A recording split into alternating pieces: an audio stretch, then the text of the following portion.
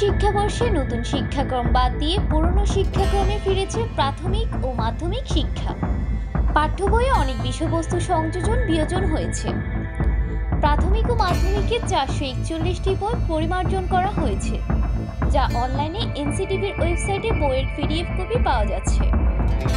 পাঠ্য বইয়ের online version download করার 5টি ধাপ বর্ণনা করে নির্দেশিকা প্রকাশ করেছে জাতীয় শিক্ষাক্রম ও পাঠ্যপুস্তক বোর্ড। ধাপগুলো অনুসরণ করে পূর্ণাঙ্গ বইয়ের পিডিএফ কপি ডাউনলোড করে শিক্ষার্থীরা পড়তে পারবে। এনসিটিভির ওয়েবসাইটে এই নির্দেশিকা প্রকাশ করা হয়েছে। নির্দেশিকায় বলা হয়েছে, প্রথম ধাপে ওয়েব ব্রাউজারে nctv.government.pd লিখে ক্লিক করতে বলা হয়েছে। দ্বিতীয় ধাপে নোটিশ বোর্ডে 2025 সালে শিক্ষাবর্ষের সব পাঠ্যপুস্তকের তালিকার বিস্তারিত বাটনে অথবা পাঠ্যপুস্তক মেনুর 2025 শিক্ষাবর্ষের সব পাঠ্যপুস্তকের তালিকায় ক্লিক করতে বলা হয়েছে।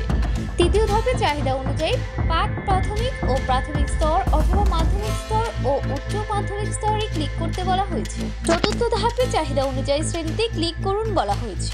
পঞ্চম ধাপে যে পাঠ্যপুস্তক ডাউনলোড করা প্রয়োজন সে পাঠ্যপুস্তকের নামের পাশে ডাউনলোড লেখাতে ক্লিক করতে বলা হয়েছে।